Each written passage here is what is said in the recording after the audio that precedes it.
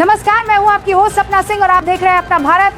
कानपुर की राजनीति से आ रही है ऐसी खलबली जिसने बीजेपी संगठन तक में भूचाल ला दिया है। सवाल ये है, क्या कानपुर की सियासत बीजेपी के लिए डबल इंजन की ताकत साबित होगी या डबल धड़े बनकर पार्टी को अंदर से हिला देगी? आज की बड़ी खबर, कानपुर देहात की जमीन पर मंत्री बनाम सांसद की जंग। एक तरफ महिला कल्याण मंत्री प्रतिभा शुक्ला, दूसरी तरफ सांसद देवेंद्र सिंह भोले और तीसरी आग में घी डालने वाली भिड़ंत सांसद अशोक रावत के साथ धरना, ट्रांसफर, नोटिस और अब मानहानि का मुकदमा कानपुर की राजनीति बन चुकी है। धुआंधार अखाड़ा। सबसे पहले आपको बताते हैं कि विवाद की जड़ है खैरेश्वर मंदिर मार्ग। मंत्री प्रतिभा शुक्ला ने निर्माण में अनियमितताओं की बात कही, जांच की मांग उठाई, मगर मिश्रित सांसद अशोक रावत ने पलटवार किया। कहा सड़क में कोई गड़बड़ी नहीं है, जांच में सब सही निकला। और फिर मंत्री जी ने भेज दिया सांसद को 1 करोड़ का मानहानि नोटिस। लेकिन कहानी यहीं खत्म नहीं होती।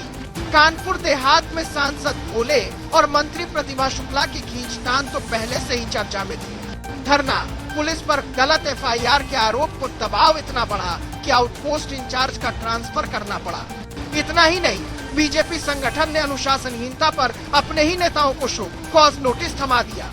यानी साफ है, विवाद अब अंदर तक पहुंच चुका है। अब बड़ा सवाल यही, क्या ये महज सड़क की क्वालिटी का झगड़ा है या फिर वर्चस्व की लड़ाई?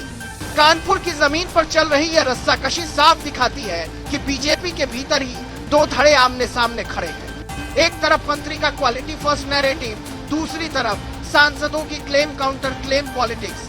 धरना, ट्रांसफर, नोटिस और अब कोर्ट, बीजेपी की ये अंदरूनी लड़ाई पब्लिक डोमेन में आ चुकी है। लेकिन पार्टी हाईकमान क्या करेगा? क्या संगठन अब कड़े हाथों से सबको एक पेज पर लाएगा? क्या होगी टेक्निकल ऑडिट रिपोर्ट की सच्चाई? और क्या ये खींचतान 2027 की जंग से पहले बीजेपी के लिए सिरदर्द साबित होगी? तो दर्शकों, कानपुर की राजनीति की ये जंग अब महज सड़क और विकास का मामला नहीं रह गई है। ये है सत्ता की सियासत, वर्चस्व की टक्कर और पार्टी अनुशासन की सबसे बड़ी परीक्षा। धरना, आरोप प्रत्यारोप, ट्रांसफर और अब मानहानि का नोटिस, ये सब साफ इशारा कर रहे हैं कि कानपुर की बीजेपी में भीतर ही भीतर आग सुलग रही है। लेकिन याद रखिए, 2027 की जंग दूर नहीं है। और अगर अभी ही ये धड़ेबाजी नहीं थमी तो बीजेपी को अपने ही गढ़ में भारी कीमत चुकानी पड़ सकती है। अब निगाहें टिकी हैं हाईकमान पर।